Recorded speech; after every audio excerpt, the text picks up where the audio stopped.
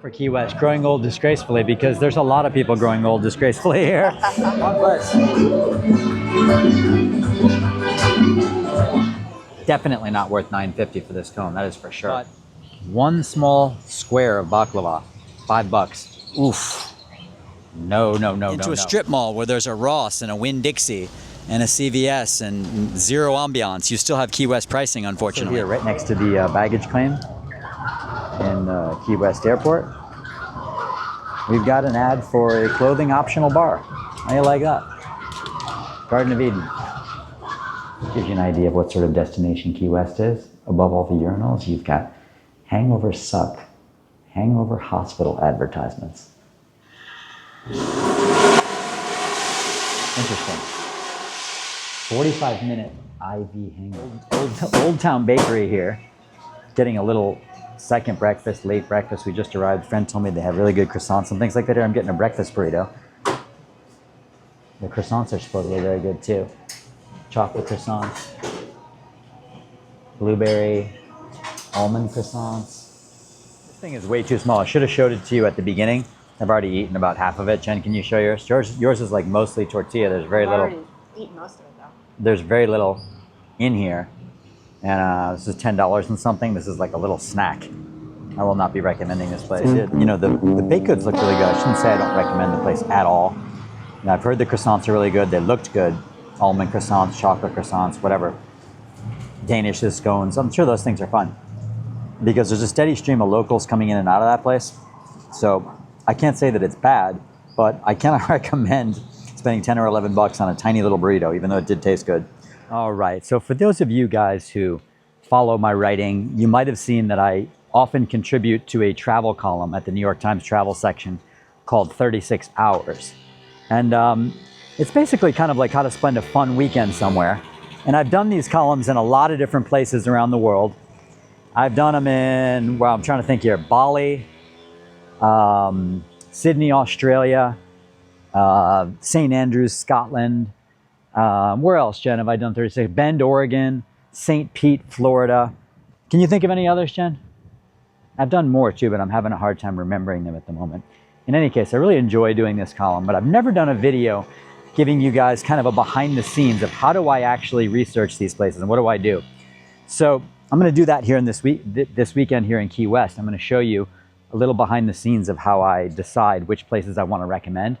And so we just got here into Key West. I've been here before, but I'm back here now to research this place for 36 hours.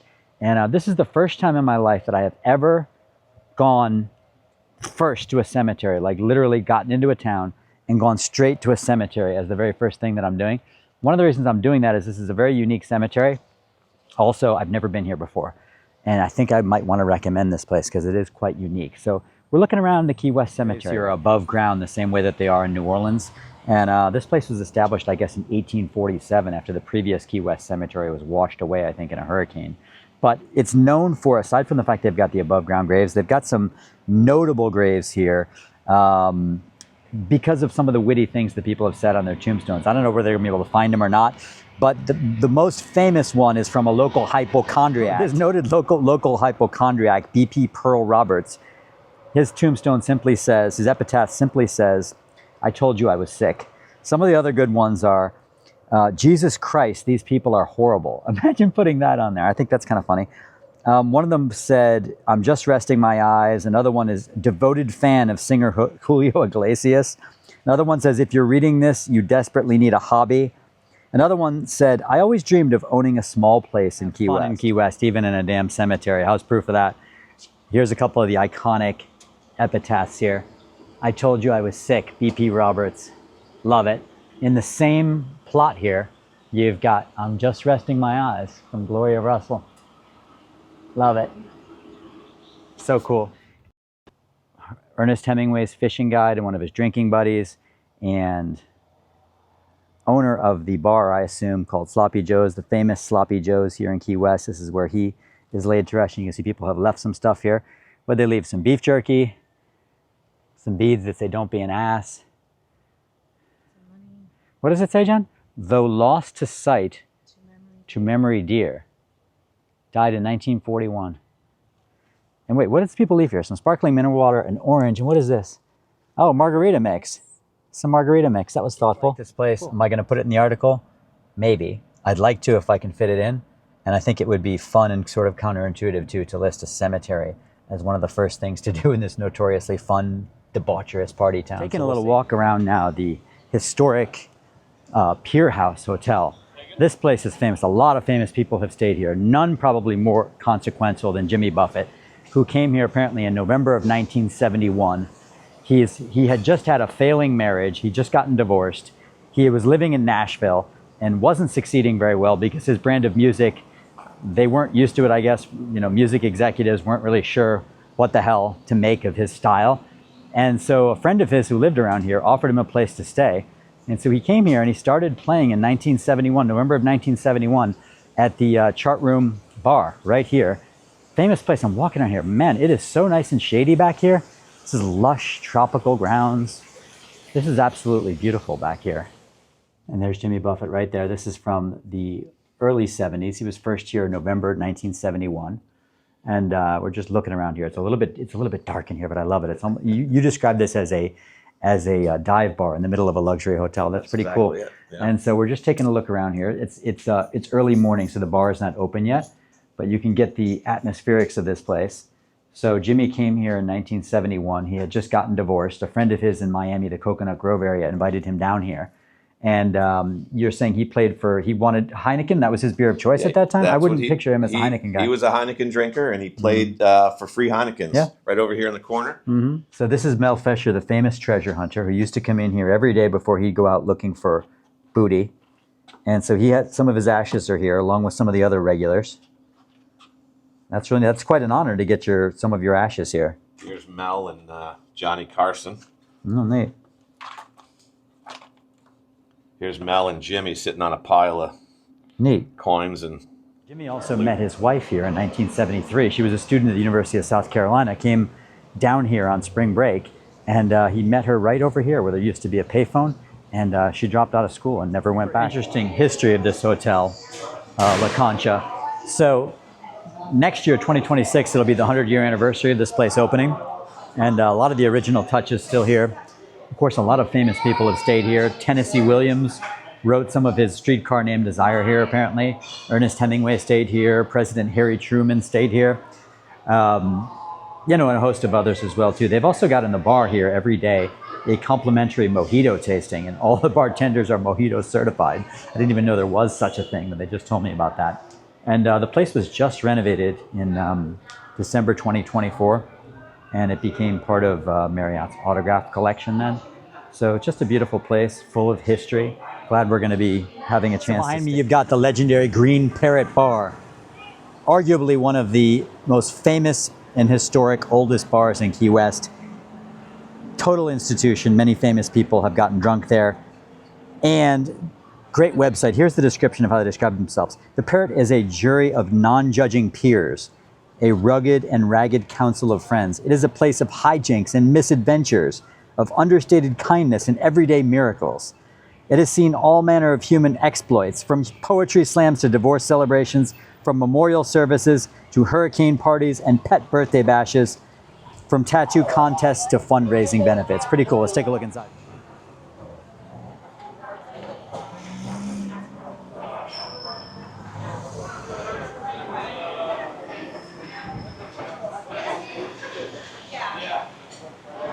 Like a lot of the bars in Key West, doesn't have air conditioning, but there's quite a few fans, so it's not too hot in here. And look at that. Push to dispense popcorn. You gotta love that. Neat place. Cute little dog sitting here on this chair, and there's a sign that says, "Please do not pet me." Juxtaposition. This t-shirt, and then this t-shirt, and then this t-shirt, and this t-shirt, and this t-shirt. Something for everybody. Wild stuff in here. Nothing for you, whore. This place is called New Shoes, by the way. Very interesting, creative hats, purses. It defies description, all these different things. They got hats in here. They're eating the pets. This is funny. They've got Bill's jacket here. Look at that. That is beautiful. Weekend in Key West, and we have been sent over to the Schooner Wharf Bar. Very chill little place here on the Bight Marina. I think this is the Bight Marina. We're looking out at some boats. We have got a beautiful fan that's pointing at us here. And you need one of these babies in Key West. It's an interesting town because Florida is one of those places where usually everything is too air conditioned, but not Key West. I was cruising around today to a lot of different places and all of them were hot as shit. So it's nice to get a fan here because it's not an air conditioning kind of place. But anyways, supposedly this is a good seafood place. They have happy hour. We've just got in under the gun. You get $3 beers. And what were the other things, Jen? $4 Chardonnay, $4 wine, dollar off. $4 well drinks, $1 off of pina colada. Yeah. And the happy hour is from 8 a.m. to noon, and then again from 5 to 7. I like that. Also, Look at that. Look at that. Morning, Bloody Marys, mimosas, Prosecco. So. Yeah. I've heard this place is an institution since I think 1984, so it's been around, somewhat of a local favorite. She was just saying. We're going to get some conch fritters. Nachos are famous. I'm trying to find a picture of those. Just. Jen wants some tuna nachos, I think. I think I want some red snapper. They've got fresh red snapper. Was that thunder? I think I just heard some thunder. There's some beautiful boats out here. And ready for some seafood. Ready to go. Fritters are a winner. Very good. That's for you. The Key West residents are called conchs. And so we're having the conch fritters, which are, it's a nice tangy sauce too, Jen. How would you describe the sauce that we're dipping it in? Kind of like tartar sauce, but without the... Is it kind of lemony though? Yeah, maybe. And these things have a nice spongy consistency to them. They don't taste fishy at all. How would you describe the taste of that? Kind of a bit like a hush puppy. Yeah. But not exactly the same. It has a different flavor. Mm-hmm. It's our blackened snapper. 3 sides. Tartar plus some other sauce, huh, Jen? Nice. Super good. First of all, huge portion of food. Absolutely delicious. I definitely want to recommend this place. It is so good. Sound Studio. This is where Jimmy Buffett used to record. And people have left their tributes here. Sail on Jimmy, bubbles up. I don't know if there's going to be much of a sunset tonight. But the heat is, would you say, subsiding? Not really. Yeah. It's absolutely it's cooler, sweltering. Cooler. It is absolutely sweltering. You get a slightly better deal visiting Key West this time of year. You try to come in like February or March. Probably the prices are roughly double. But it is hot as, I don't know what, hell. This motto for Key West, growing old disgracefully, because there's a lot of people growing old disgracefully here. There's a lot of like people dressing 20 years younger than they would otherwise, we were just I think. commenting, a lot of skin. There's a lot of skin. God bless.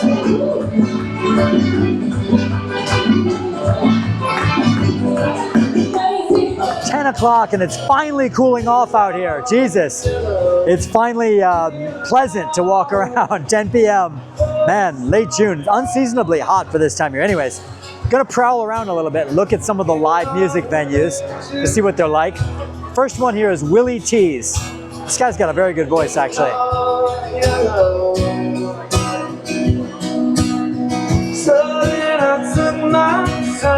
Not too busy in here, although it's not dead either.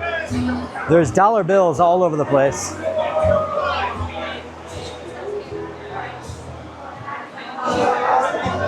$5 mystery shots. I don't know about that. All right, checking out Irish Kevin's now. This place has a souvenir shop, like a lot of the bars in Key West.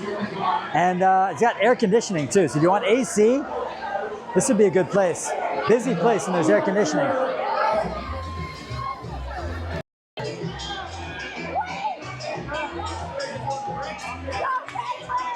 Interesting place. Very, very crowded. Most crowded place I've seen so far. If you're looking for more of a happening place with a lot of young people, actually some middle-aged people too, smattering of ages. I didn't hear the band actually play any music. They were mostly just feeding liquor to the kids who were in the front row, to the young ladies who were in the front row. It looks like Hog's Breath Saloon, just off Duval Street, kind of in a parking lot. I like this.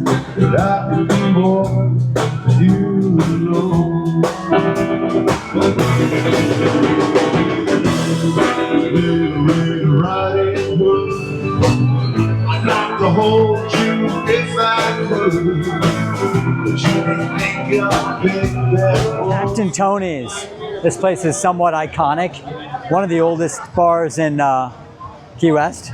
Let's see what's going on in there tonight. Pool or play foosball. Not looking promising. Very dark in here, as you can see. Dollar bills everywhere. Nice foosball in here. You got skee ball. Band seems to be on break at the moment. I like it. The obligatory gift shop. Almost every famous bar in Key West has a gift shop. This one's no different. Lots and lots of bras. Huge bra collection.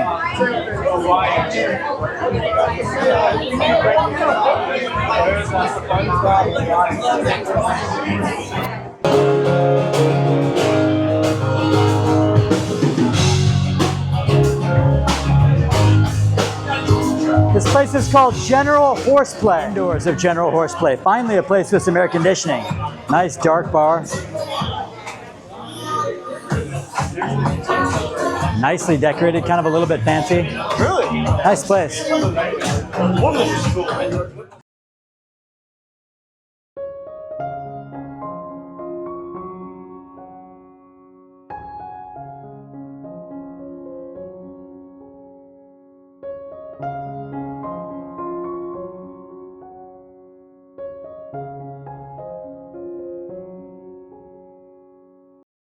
This morning we are starting with the Butterfly and Nature Conservatory. What a neat place. It's mating season, that's why these flamingos are making so much noise.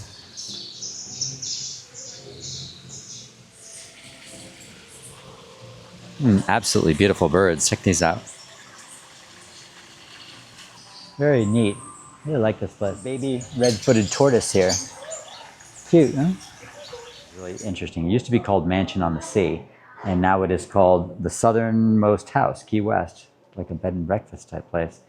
There's a lot of, it's just the southernmost house in the United States, and awful lot of famous people who stayed here. Jen, was JFK one of the famous people who stayed here? Yes. JFK stayed here. 5 U.S. presidents, you said? So there was Richard Nixon, Harry Truman stayed here. Harry Truman stayed in a lot of places. He loved Key West. Jimmy Carter. And you said Al Capone was shot at here too, right? Truman Capote. Al Capone was shot at here. Famous people who stayed here, including Thomas Edison, who put in the electricity himself and left his personal phonograph here. That's really interesting. Also, who else? Ernest Hemingway, of course, he stayed all over Key West. Tennessee Williams, Gore Vidal, Truman Capote. Now, why was Al Capone shot at here? That's interesting. It says there's still a bullet hole. Oh, it was a speakeasy during Prohibition. And they still have, Charles Lindbergh stayed here. Wow. 5 U.S. presidents. Wow. And so where's the window? Where's the bullet hole? I don't know. I didn't see it yet. I don't know. This is a pretty place, though. Nice location. Southernmost point of the United States. Southernmost house. 9 rooms and a cottage. And a nice pool here overlooking the water as well. Put your picture next to the sign that says Southernmost Point in the USA. It's only like 9:30 and there's already a huge line of people waiting to get their photo taken here. Wow, look at this. Look at how long the sign is. Wow. The line just keeps going and going and going. There's people lining up to get their photo taken here. Wow. We were at the Cape of Good Hope in South Africa recently, and there was a line to get your picture taken next to the southernmost point in Africa, but not Key West Lighthouse. Dates to 1848. There was an original one here in 1825, but it was destroyed by a hurricane. And great view up here. It's 88 steps to get up here. Staircase is a little bit tight. Really? Not like heights? It said by the mid-1800s, there were an average of, how many shipwrecks per week, John? 1 a week. 1 shipwreck per week on average, and then by the mid-1800s. That's why they did this. It's a celebrity ship in port today. All right, this is the studios of Key West. Really nice local art gallery that's a non-profit that displays the works of of local artists. Some of these I really like. Like, check this one out right here. Super colorful. Who's this from? Oh, she's actually from Winston-Salem, North Carolina. Most of them, though, said Key West. Most of the artists said Key West, Florida. Here's a local artist, Thomas Avery. And a lot of these are pretty reasonable, too. They're not thousands, meaning most of these are in the hundreds. Like that. Like this one, for example, is $585. Nice. So we're at Gallery on Green here, and sorry if I scared you. We're at Gallery on Green here in Key West. I absolutely love this art gallery. So much great work from local Key West artists and also for some Cuban artists in here. So many unique pieces in this place. This is sort of a Cuban corner. This is the Peter Vey corner. Look at how absolutely stunning some of these are. This is really fine artwork. A lot of these artists have been exhibited in Smithsonian galleries, the Met, other major institutions, and you can just see the artwork in here speaks for itself. This is super fine art, so you want to come here to Gallery on Green and check this out. This place is beautiful, isn't it, Jen? Yeah. So I'll show you one of my favorites over here. There's an artist, her name is Susie Zuzek Depew. And look at that, this looks like something that you'd see in the Met, right? Gauguin-esque. Absolutely beautiful. I'll show you a few others that I really like. Also a very famous artist. And you can see this depicts a cigar family. Cigar factory. And the lecturas, I think they were called, who would read stories to the workers. And this is, of course, the Hemingway House. Very, very cool. And there's, there's a lot of unique things that you could pick up in here if you're coming to get a gift while you're here. It's just a beautiful place. So I highly recommend this one, Gallery on Green. So I really like Gallery on Green. A few doors down from Gallery on Green, there's an antique store called 90 Miles to Cuba. And I've heard this is a good one too. So let's take a look and see what kind of interesting stuff we might find in here. Very interesting building, that's for sure. And I love antique stores. So, and there's $2 books outside too. All right, and there's AC in here. That's always a good thing. Cuban license plates.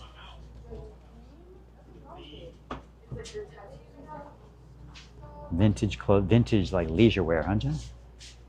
Interesting outfits and stuff. Wow, I like some of these Hawaiian shirts. Do you, Jen? I don't know. Wow, this place is very unique. I like this place. There's some old records in here. I've got some AC going on. Very cool place. I like this. 90 Miles to Cuba. This is the captain's room this is probably my favorite room in this oldest house in Key West. This place is really worth coming to. Well, a lot of stories here, and the docents are really great. Got some beautiful maps in here. Any room that has some great maps is one that I'm interested in looking at. And the more inaccurate the map, the better. Look how Florida looked back then. Very cool place. You can see that they've got all outfitted here the way that things were back in the 1830s and 1840s when Key West was per capita the wealthiest city in the country. Yeah, really. Like that? I don't know if they would hear that for a very far distance to come and. Jen's blowing the conch shell. If you want to blow the conch shell here, you can do that. Wait.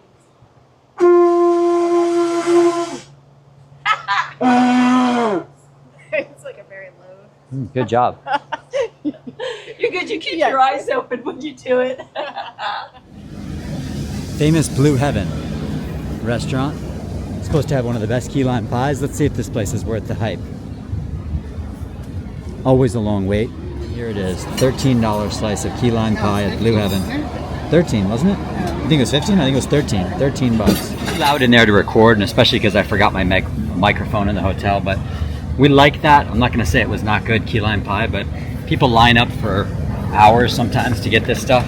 I don't think it was that great, especially for $13. What did you think? Yeah, I think that key lime pie is a bit of a racket here in Key West. There are a lot of key lime pie places. I guess everyone feels It's a cottage industry here. But yeah, it was good. It wasn't $13 good. No, it was not $13. Sandy's Cafe now. This place is much more reasonably priced. They got key lime pie for $5. I don't know if we're trying that or not. But we're trying the Cuban sandwiches. They're $9.75, which in Key West I'd say is a pretty good bargain, right, Jen? There we go. Not too many seats here, so you got to find one. You got to get lucky to get a seat. iced cafe con leche. This hits the spot, huh, Jen? This is really nice. Size Cuban mix sandwich here for $9.75. And Jen got, what did you get, Jen? Jen got the lechon sandwich. I really like this place. Good prices, delicious food. I think it's going in my article for sure. Really enjoying this Mel Fisher Maritime Museum so far. They've got a really good audio guide here, and they've got a nice little film you watch. It's maybe 15 minutes long. It's very, very cool. You can find out where did they get all this amazing Spanish gold and such. You find the whole tale of Mel Fisher, the late Mel Fisher, great treasure hunter, who spent 16 years of his life looking all around for basically pirate booty. He was specifically focused on the Atocha, a Spanish galleon which sunk in the waters, it turned out, west of here, west of Key West in 1715. And they eventually did find it after 16 years, and also losing his son and his daughter-in-law in the process while searching. 16 years, they eventually found an incredible haul, probably the greatest haul of all time, pirate booty. $500 million worth of gold, silver, and copper. Absolutely amazing. But then the federal government and the state of Florida tried to claim it. So he spent 8 years in the court system trying to claim it. He offered the government 35% of the haul, and the government wanted all of it. Well, they went all the way to the Supreme Court, and the Fishers got 100%. They didn't have to give the government anything. Finders keepers, essentially. So that is fantastic. And a lot of the haul, or a percentage of that haul, is on display here in this museum, including these amazing silver coins and such. So I love this place. This place is definitely going in. Here's some of the coins that they found on this Atocha Spanish galleon, which sank in 1715 in the waters west of here. It's just beautiful, isn't it? 2,000 coins. Atocha had 27 of these silver ingots. Sorry, it had more than 1,000 of these silver ingots on board. And there's 27 of them here at the museum. And these things are really neat. Look at these. Isn't that cool? So interesting. I've never seen these things before. So what's really interesting about the first floor of this museum is this first floor really sort of chronicles the rise and fall of Spain as the first global superpower. And the sinking of these 3 ships in 1622 ended up eventually bankrupting the king. And Spain went bankrupt in 1627 and never achieved the same level of power again. So this was really the sinking of these 3 ships. They did recover some of the booty, but not most of it.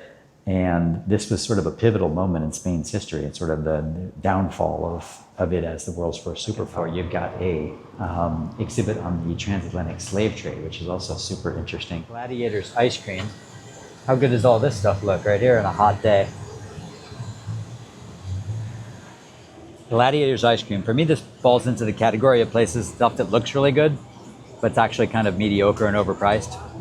$9.50 for this waffle cone. It's decent. Honestly, the ice cream tastes kind of low quality. It tastes like sort of icy. It's just not very dense and flavorful the way that I like it. Definitely not worth $9.50 for this cone, that is for sure. A few desserts that I like more than baklava. I went into this baklava place, which looks quite good, but one small square of baklava, $5. Oof. No. House. We toured the oldest house in Key West. Here's the second oldest, 410 Caroline Street.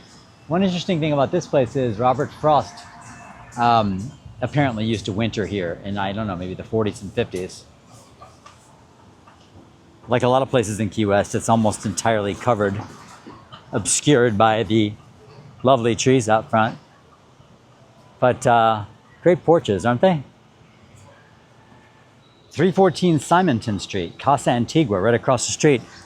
Up there on the second floor is where Hemingway in 1928 finished up writing A Farewell to Arms. He was waiting for the delivery, I think, of a new Ford. And that's it, right over there. Around happy hour time, they've got some rum punch here in the lobby, complimentary. Fun introduction to El Cibone, Cuban restaurant here in Key West that we're checking out tonight. Nice, huh, John? You want to be greeted like that for your birthday? That was some nice, fresh, hot Cuban bread. Half pitcher of sangria here. $15, $15.95, something like that. And it is very good. I love a good sangria. We are not super hungry, so we decided to split one platter here. And we've got some plantains, rice, beans, chicken breast. And we're going to get some extra plantains too, because I love plantains. It's like one of my favorite foods.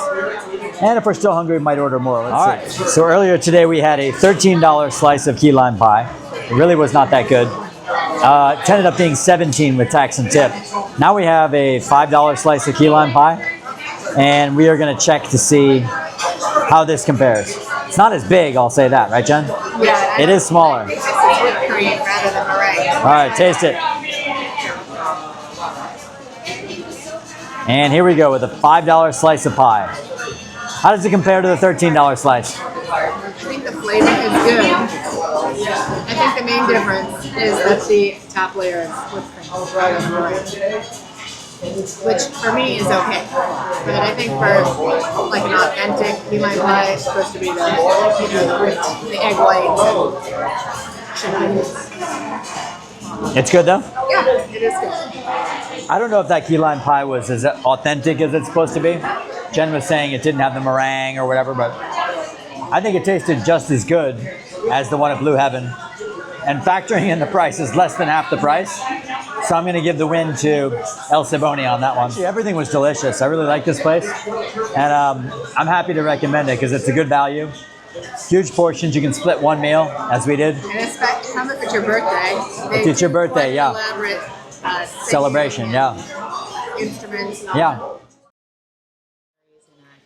Jen has a very elaborate French toast here at La Perla, our breakfast place here in the hotel, La Concha. Look at, she's got some nice chicken sausage. Wow, very good, huh, Jen? And look at the size of this breakfast burrito. Look at the weight of this thing. I wish I had a scale here so I could weigh this thing. This thing probably weighs, I would say, 2 or 3 pounds easily. Folks, I'm over at Moondog Café and Bakery. This is a really nice place for a Sunday brunch. There's also a little bakery here, so if you want to just get something quicker and takeaway, look how nice these things look. Pistachio croissant, creme brulee croissant. Really interesting.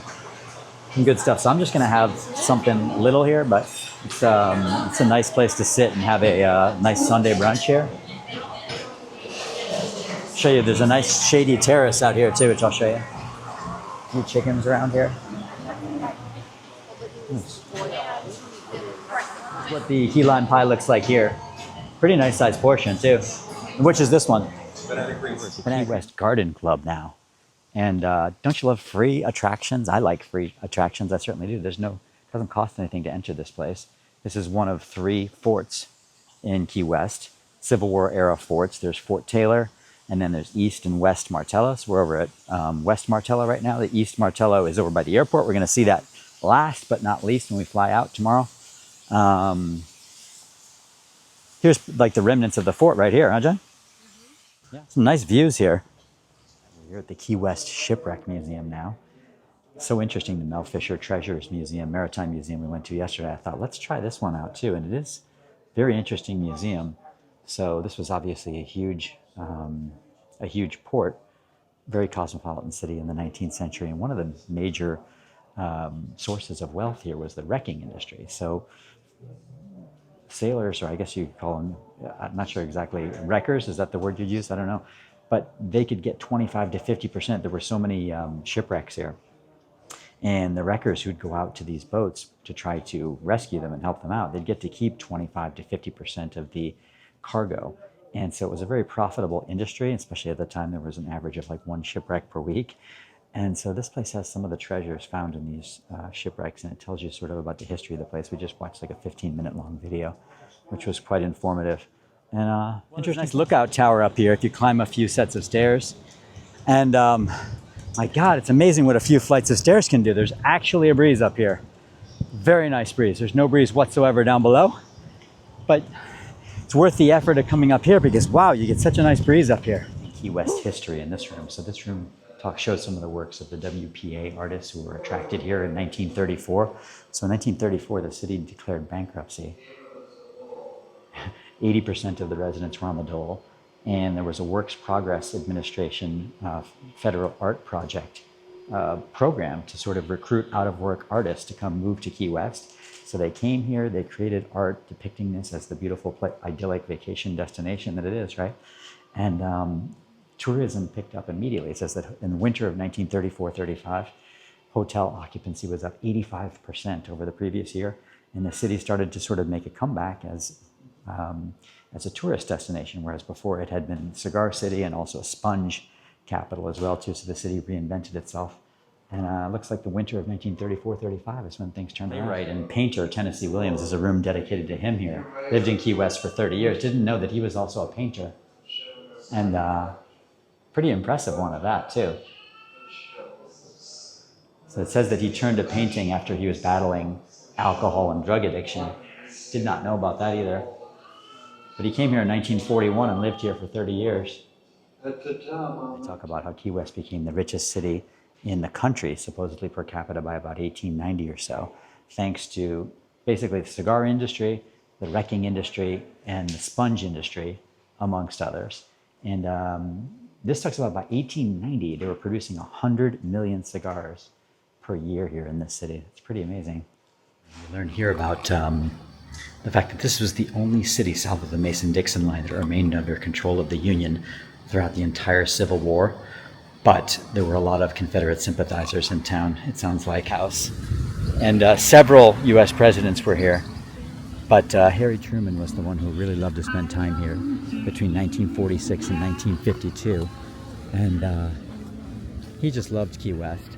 And some of the other presidents who visited here and used this as a little White House too, I think are Jimmy Carter, JFK, Bill Clinton, which other ones? Dwight Eisenhower. And William Howard Taft was the first one. But Truman was really the guy who spent the most time here, 11 working vacations here. Actually, I shouldn't call them vacations. He was working. Were they working vacations? I don't know. But I took a guided tour here 5 years ago, so I'm not going to do it again, but I highly recommend this place. It is a guided tour, and it is really interesting. It tells you about some of the things that he worked on here, some of the key issues that occurred while he was here in Key West and his love of the place and such. So it's worth doing, and it's a beautiful street, this Truman Annex.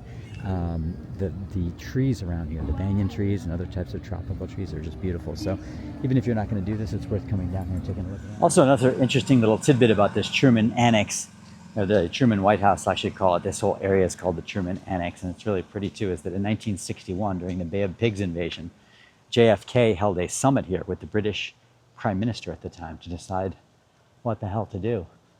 And it is just a gorgeous little area, this Truman Annex. So definitely take a walk down in this area. It's pretty. How about a handmade Key West belt?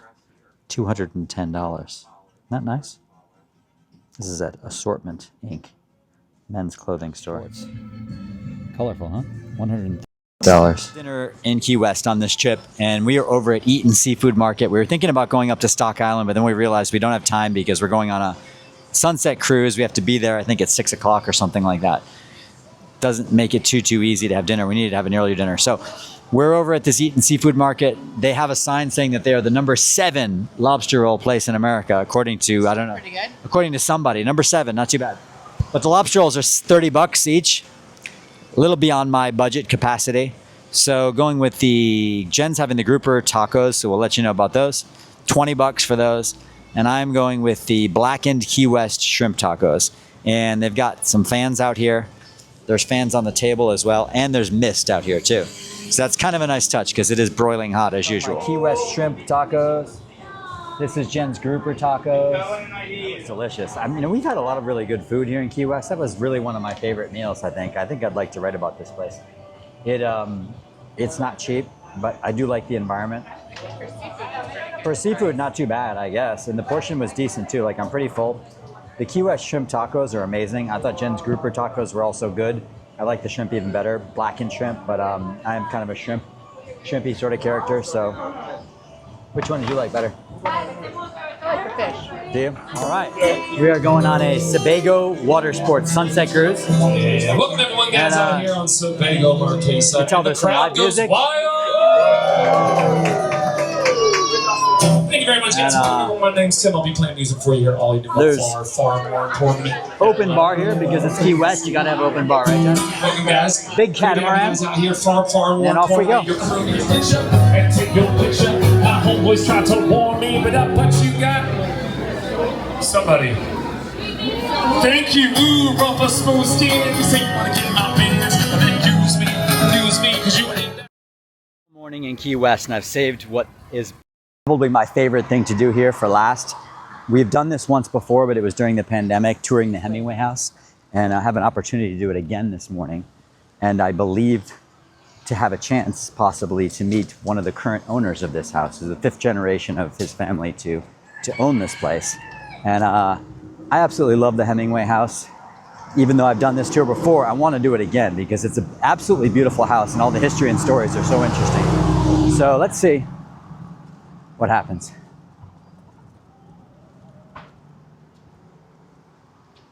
Here we are. Are in France. So she brought those up over from Spain, and actually, again, she was very involved with the redecoration. So the master bedroom, again, this was how Eaton built it, this size. This was absolutely huge. It was enormous. And with Mr. Hemingway's size, they actually didn't make king-size beds back in that time. So these are actually 2 twin beds put together. And the headboard that you see there is actually from a Spanish monastery. Ernest and Pauline were walking down the street one day. Pauline really liked this. This down here was her husband at the time was a bridge engineer, and he was tasked with starting in Key West. Around porch with a view of the lighthouse is my favorite part of this place, along with the pool and the writer's studio. But I absolutely love this wraparound porch here. Let's take a quick look here.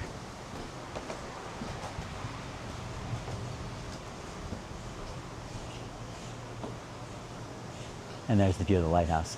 He said that with all the shrubbery here, you used to have a better view of the lighthouse than you do now because the trees have overgrown things. And so there's 57 cats here in this house too. And about half of them are the 6-toed cats. And of course, Hemingway got the first 6-toed cat from as a gift from a ship captain that he knew. But let's go down now and take a look at the pool and the writer's studio. Hemingway's writer's studio. Matahari scooting out of here.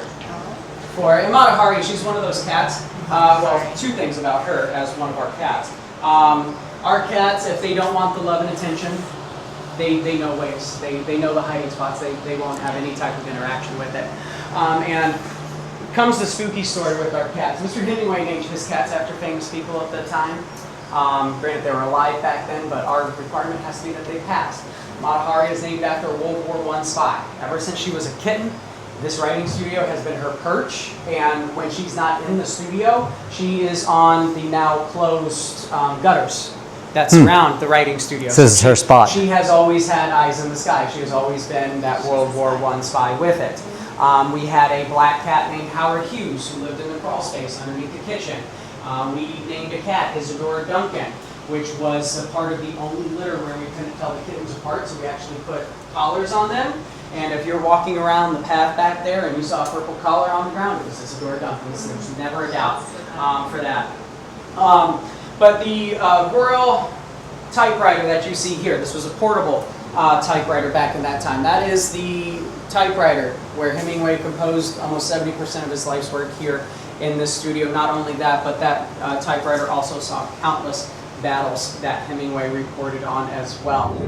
Pauline passed unexpectedly in the early 1950s and left the house to Hemingway and her 2 boys. At the time, they just rented out, like a lot of compounds are today, by the room, and at that time it was mainly to Navy sailors. So that's why people love seeing these books here, because they're like, oh, some of these books are way too new and modern to be Hemingway's. I'm like, absolutely, that is 100% correct. Because this house was rented out almost up until the day that it was put up for auction. So you'll see books from the collections of Ernest. You'll see them from many of the Navy sailors and renters that passed through. Hemingway's office bathroom here. I forgot that he even had a bathroom. So, and here we come down from the writer's studio down into the pool area. You can see how big this pool is. It's giant.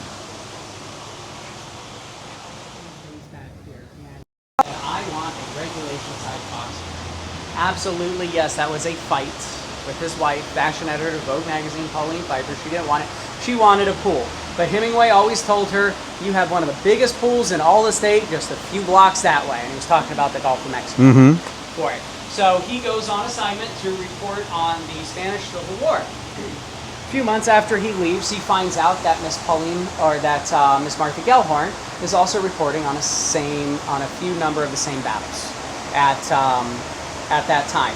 So she decides to put in her pool She donates her husband's prized boxing ring to the local brothel, which is now a restaurant called Blue Heaven. And this pool cost them $20,000. Again, Uncle Gus money. Because $20,000 was about all they had in their savings accounts at that time. And Ernest actually comes back from assignment 1 month early and sees pretty much a big empty hole here. More importantly, he sees his boxing ring missing. So he asked Pauline where his boxing ring was, and she kindly responded, well, how's Martha doing? And the fight persisted until he heard that $20,000 tap. So he pulls a penny out of his pocket, throws it at his wife, and says, Pauline, if you're going to spend our money like this, you might as well take me for my last penny.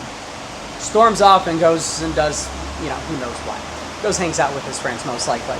But Pauline actually ended up keeping that very penny until all of this was complete. So when the cement was just about to be dried in this area, she took that penny and pressed it right into the cement right there. It's not as mint as it was back then, but that is the very penny that Ernest Hemingway threw at his wife, Pauline Pfeiffer, all those years ago. And when Pauline, Stanley Dexter, by the way, no, I'm sorry, that's Sammy Davis Jr.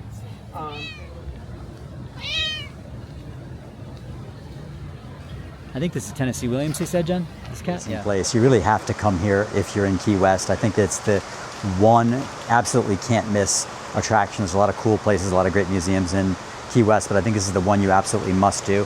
There's also a couple of other experiences. There's a bee buzzing around me here. A couple of other experiences that you can do while you're here. If you have the budget for it, you can rent out Hemingway's writer's studio for a 3-hour period. You'd be up there by yourself from 6 to 9 p.m. and that costs $1,500. Could be a bucket list experience for some people. You could also get a private tour before it opens at 8 a.m. and that costs $1,100 for the group, and it's up to 10 people you can come in here. So interesting experience. Here's one of Hemingway's 6-toed cats right here. I'm at the Key West Library this morning. This is a normal part of my research. They've got a Florida history room here. And this is a normal part of my research, is to look around and see what sort of interesting old books I can find. Give me an idea of what people have said about this place before. I enjoy doing this part of Goldman's Deli, baby. I was told this is where the locals come for their bagels and other types of sandwiches when they want to go to a deli. And this is in a strip mall, not quaint and cool at all. It's right next to a CVS and like a Winn-Dixie and a Jersey Mike's. CVS outside of town. But supposedly the best bagels in town. This is where the locals come. So let's check this place out. Look at it. It's busy too. It's very busy. Tons of people in here having lunch and breakfast. Ooh, the garlic bagels look really good. Cinnamon raisin, garlic. Look at those babies. Salt. I like salt bagels. Pumpernickel, all the usuals. Poppy seed. This looks good. Everything bagels, of course. Bring a lot of money with you to Key West, man. I was really thinking, you know, that the places downtown, Old Town, or tourist pricing. So when somebody told me this is where the locals come to get bagels, I thought, okay, it's going to be like normal pricing out here. Damn, man, there's still Key West pricing. Even when you get into a strip mall where there's a Ross and a Winn-Dixie and a CVS and zero ambiance, you still have Key West pricing, unfortunately. So we got two. I was going to get a bagel sandwich with some cold cuts in it. The bagel sandwiches are between $15 and $18. Now the breakfast bagel sandwiches are $10, but I already ate eggs today, so I don't want a breakfast bagel sandwich. It's lunchtime. The sandwiches with like turkey or ham or things like that are $15 to $18.95. Damn, that's a lot. So we just got bagels. Jen got a bagel with cream cheese. How was it, Jen? It's good. It's good. She got a bagel with cream cheese, and I got a bagel with butter, and it was $8.50, so like $4 each. So that's Man. not bad, but Well, I mean, it's not cheap. That's for damn sure. Not cheap, like anything else in Key West. There's not too many attractions really anywhere in the country or anywhere in the world, for that matter, that are walking distance from an airport. But this place, the Fort East Martello, 1862 Civil War era fort, home of the famous haunted doll Robert, is one of them. You can literally walk to this place from the airport, and pretty neat place too, isn't it? Take a look. And here's the famous doll, the haunted doll. Look, there's spooky music too. And here he is, Robert the haunted doll. This is from like around 1900, I think. Well, there's a letter here from the White House from George W. Bush, wishing him a happy 101st birthday. Robert Otto. That's right. It dates to around 1900, and there was a boy here who lived in Key West named Robert Eugene Otto, who owned this doll and who loved it. And anytime this boy would misbehave, he would blame the bad behavior on the doll, and he continued to do that. And he kept it, I guess, in a place where people could see it. He kept it by the window so people who passed by his house could see the doll, and they swore that sometimes the doll's expression would change. This guy, Robert Eugene Otto, I guess, died in 1974, and the doll bounced around from place to place for a while. The home was sold, it was moved around, and then eventually it was donated to the Key West Historical Art and Historical Society, which then later was storing it here in this fort. And once the fort took possession of it, it says that their cameras stopped working, their video surveillance started malfunctioning once the doll got out here. And soon letters began arriving addressed to the doll, offering apologies for disrespectful behavior or asking forgiveness. So that's why we think that this doll is spectacularly haunted, and it is the #1 attraction here at this museum. Very interesting fort. I like this place. Look at these sculptures.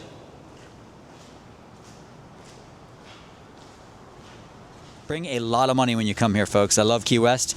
It is a great town, but it's boiling, sweltering hot in the summertime. Would I come here again in the summer? The last 2 times I've been here, it's in the summertime. I'm saying no to more summer visits to Key West. Do you agree? I want to come back. I want to come back when it's actually when the weather's good. Oh, of course. I want to come back another time of year. Winter, summertime, no thanks. Especially when you're schlepping around like I have been, producing this 36 hours, running around sightseeing in the blistering humidity. No, thank you. So I would like to come at another time of year, and I would like to come when I'm significantly wealthier, so I can enjoy some of the lavishly expensive places that there are here in this wonderful city. And that's it, folks. I hope you enjoyed this film, and if you did, please like and subscribe, and we'll see you in the